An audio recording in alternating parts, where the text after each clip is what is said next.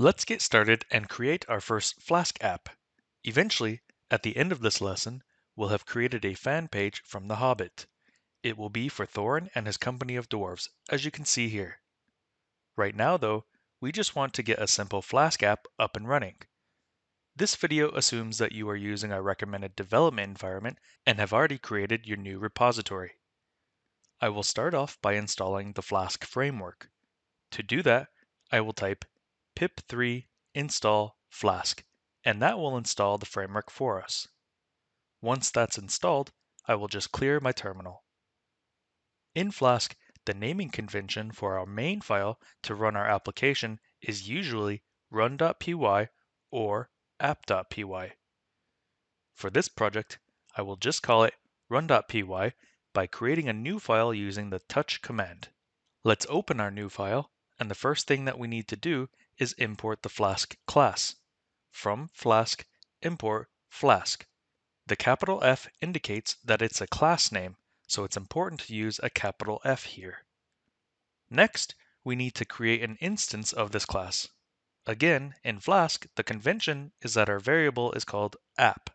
I will type app equals Flask, open parentheses, underscore underscore name underscore underscore close parentheses. We'll come back to this and explain it shortly. Then we use the root decorator to tell Flask what URL should trigger the function that follows. I will create a function called index, which just returns the string hello world. So let's go through this and understand what's happening. First, we're importing our Flask class. We're then creating an instance of this and storing it in a variable called app. The first argument of the Flask class is the name of the application's module, our package. Since we're just using a single module, we can use underscore underscore name underscore underscore, which is a built-in Python variable. Flask needs this so that it knows where to look for templates and static files. We're then using the app.root decorator. In Python, a decorator starts with the @ symbol, which is also called Py notation. Effectively, a decorator is a way of wrapping functions. We don't need to understand the technicalities of this, but just as in JavaScript, all functions are objects and can be passed around. When we try to browse to the root directory, as indicated by the /, then Flask triggers the index function underneath and returns the hello world text. So far, this isn't enough to get our application running, so we need to add some extra functionality to do that.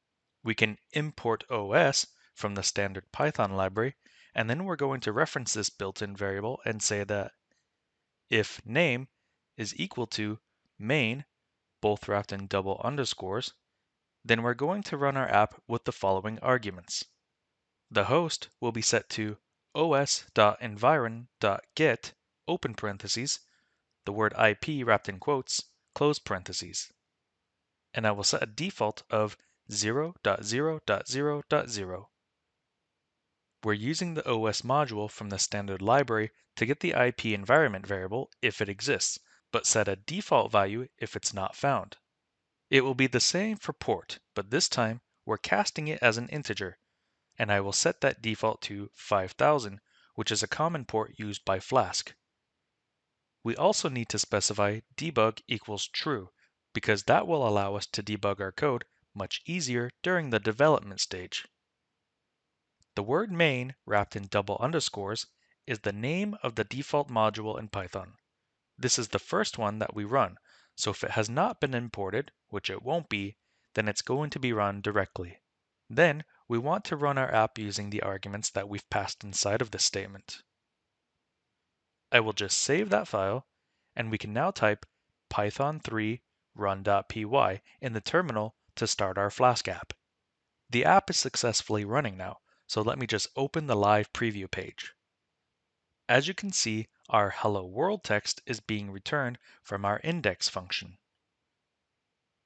To stop my app, I can type the quit command in the terminal, which is Ctrl+C for me on a Windows system. I can then replay my last entry to restart the app by pushing the up arrow key on my keyboard. One thing I'd like you to take note of is that we should never have debug equals true in a production application or when we submit our projects for assessment.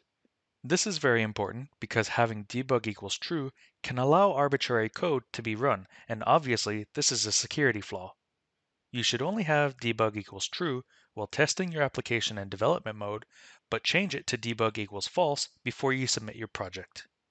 In this video, we've seen how to create a very simple Flask app.